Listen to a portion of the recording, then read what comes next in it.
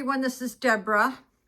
I haven't done a video in 2 days and I apologize, and I think you all know me by now that if I don't do a video that you know something is going on in my life. Either I fell in love or I'm getting lucky or I've been kidnapped. I wish, no, I shouldn't wish that on anybody being kidnapped. No, no one's gonna kidnap a woman that's almost 65. I don't think it's ever happened, but this video is about why I haven't recorded anything in 2 days. It's because I'm in shock, literally in shock. Yesterday, you could have blowed me over with just a little whisper. I mean, really, I was in shock. And let me explain. If you watched the videos last week, you know I was on my way to get an MRI. Not one, but two. One on my hip and one on my back. The computers weren't talking to each other, so I couldn't even pick up a copy of a disc. Well, I found out now I've got to get 6 copies. 6 copies. Yeah. So, now I got to drive all the way to Tappahannock to pick up 6 copies. So I was talking to my regular general practitioner, which I haven't even had a chance to even see him in 7 months. He probably is very disgusted with me, but I didn't have the time. I was trying to stay focused on helping my, my manager transitioning with another new owner. And it was hell. And then I got sick for two weeks, or maybe 3. So, while I was talking to the receptionist at my general practitioners about where and how I can get on the portal to see the results from the radiologist, the doctor takes the phone out of her hand. I mean, this is the way I described it. I wasn't there, so I don't know, but I'm assuming he just took the phone away from her because he got on the phone without me asking for him. And he goes, "Listen up. You have 1, 2, 3 issues that are very serious." He said, take some notes. He says, first thing is you're bone on your hip, and you have a ligament tear, and you have fluid accumulated in the joint. So I wrote that down. So I'm thinking, well, I kind of knew that. That's why I went in the first place, right? To my orthopedic surgeon who ordered that MRI. Well, that orthopedic surgeon also, when he found out that my hip doesn't even hurt half as much as my back, he ordered another MRI on the lumbar section. So now the doctor is going to talk to me about that. He said, you have severe degenerative disc disease, which I already knew I have because I've been on disability since 2009. I already knew that. But he says it's worse. He said, I have 2 bulging discs, which was severe. Okay. Then he said, now you need to make a gyno appointment. I go, what is wrong there? I mean, I've already had all the works in the drawer taken out. He goes, you have this mass, this huge mass down there. And now I am like trying to digest all of this. So I get off the phone and I cried a little bit yesterday because this is the issue. I'm trying to get the FMLA, but you people don't realize that I don't fall in any of those categories. In order to get that, you have to at least put in some hours. And I think the criteria is 1,250. And I don't know if I've even met that because I was on the trial work program. I'm only allowed to work like 16 hours a week. So I don't fall underneath that. So they said short-term disability. But if I don't meet that 1,250 hours, I don't even get that. Now, I don't get anything for it. I don't have sick leave. I don't have any bennies or perks. I have nothing. I'm on my own here. So the only thing that is on going that route is that it holds my position. That's all. So I talked to them yesterday and I said, well, what happens if I don't meet those hours? They go, well, then you call human resources and you go on a personal leave. Well, God, they should have told me that 2 weeks ago. In the meantime, I don't have the money to pay my bills because my disability check only covers my Medicare A and B and D, and it covers a couple of bills, the electric, and it covers my food and gas. So my paycheck covered all the other things that I owe. So I'm just like saying, what am I going to do? What am I going to do?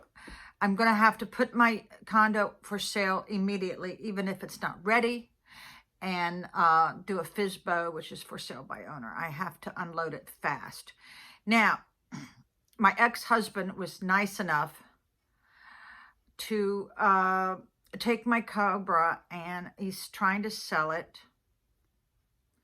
And he took his own money and bought me an $8,000 car, which is automatic, which is so generous of him, because it was coming to the point where I couldn't even drive without damaging my left leg, not knowing I had a ligament totally torn off or whatever. I don't know. I've never had a ligament. I've never had a broken bone in my life, and I've been in many car accidents. So I've gone through 2 windshields. So I feel like it's no use crying. It's no use crying. Well, he's getting ready to have a very serious operation. I mean, I'm going to get up at 5 a.m. and meet him at the hospital. Me and his only granddaughter. And so my thoughts are with him. My hair's falling out from the stress. Look at this. Just falling out in gobs. I was trying to put on some makeup, and I realized that my eyebrows are falling out. It's the stress, people. Look at this. It's the stress. The stress will kill you. Oh my God. So, where am I at with the story? So he's very, very generous, because evidently my grandchildren has told him Nanny can't visit nobody. She can't even drive to the doctors because the clutch is killing her and making it worse. Because whenever I would go visit somebody, I'd have to stay 2 nights just to rest. So this is what I get for overworking and for and for missing my doctor's appointment last year. I haven't had any blood work done. Another symptom I'm having, in addition to all the other stuff, is you can't see it because I've camouflaged it, but I have really dark circles. My daughter's called me out on it twice. I've never had dark circles under my eyes. Never. And like I said, I'm losing this part of my eyebrow. Like, where did it go? I don't know. So now I have to make a 4th doctor appointment. Well, this one is with a dentist, and I'll tell you why. Whenever you're having hip surgery or any kind of back surgery, because of the risk of infection, you better get your dental work done before the operation, because if you have it done afterwards, you risk, getting infected. You don't want that. So I'm going to have to get a tooth filled. And so I don't know what I'm going to have to do. I'm thinking about putting a lot of my clothes on Poshmark, but for some reason it's linked to Instagram, and I don't like that. I don't like that. I need to open up another Instagram account. For some reason it got linked. I don't know. It's just a mess.